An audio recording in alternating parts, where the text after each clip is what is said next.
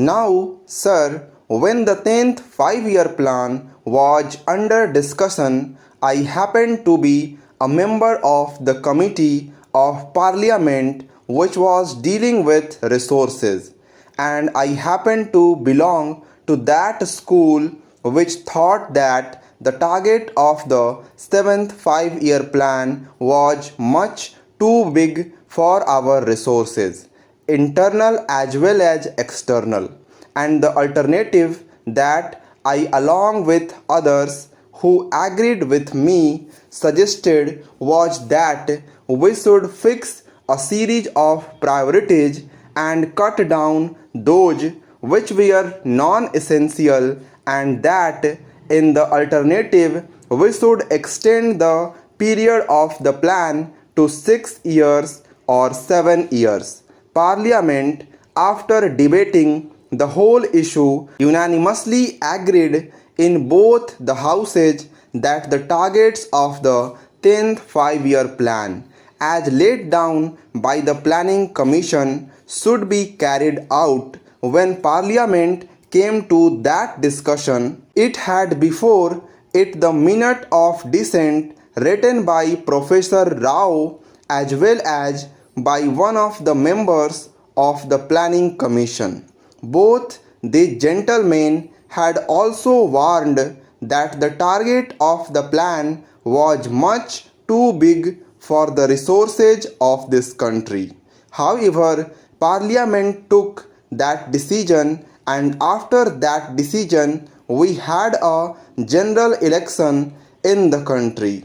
The 10th 5-year plan was before the country, and the country by an overwhelming majority approved the plan and returned this party in greater numbers in the Lok Sabha this time than was the case last time. Therefore, it is too late in the day to ask the Finance Minister or the Government of India to scale down the targets of the 10th 5-year plan. We as a people and also as a parliament are now committed to the execution of this plan, wherein a target of rupees 48,000 crores was fixed. It is now, I believe, increased to rupees 52,000 crores or rupees 54,000 crores. Now, when we have agreed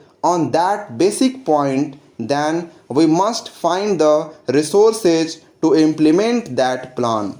For some time, we had also debated the question of deficit financing, which, of course, is a euphemism in modern parlance for the printing of notes. When we need money, we issue treasury bills, and notes are issued by the Reserve Bank. This sort of thing cannot continue forever.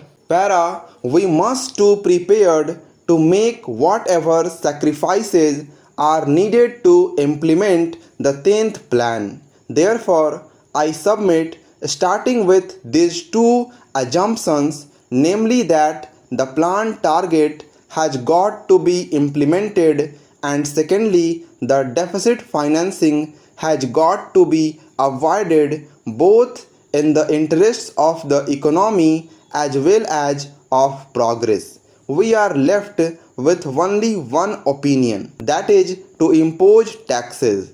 I know that our present Finance Minister Dr. Manmohan Singh is a man of conviction, and what is more important, has the courage of his conviction. That is why I think in living memory he is the one finance minister who has come out with this bold and courageous plan of imposing taxation to the tune of rupees 1,000 crores in one single year.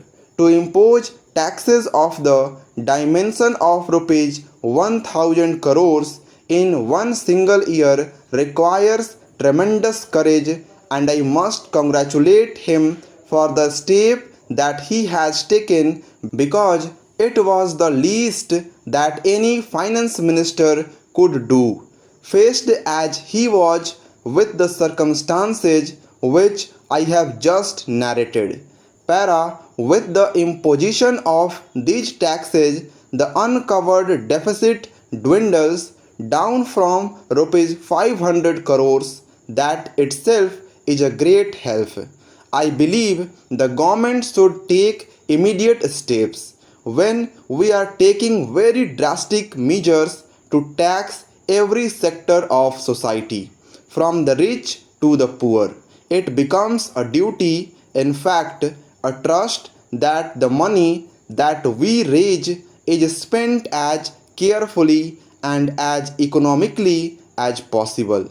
Para, in the general elections, I too had, along with other honorable members of our party and other parties also, to go into the country, to the villages and towns and everywhere. The people did not mind these taxes, but the grievance is that some of the money or a lot of money is being wasted. There was the grievance with regard to corruption on the lower levels of the officialdom, and what is more, that there was considerable wastage. Every official, even a small official, seems to be having a jeep or a Maruti and is running about burning petrol and spending on TA, DA, etc. And the work is being rushed through in the months of February and March in order that the grant may not lapse, as if the taxpayers' money were meant to be sacrificed ruthlessly and mercilessly, whatever happens. Therefore, it becomes necessary for the government, both at the center and in the states, at all levels, to see that all the money raised and spent in these plans is fully utilized.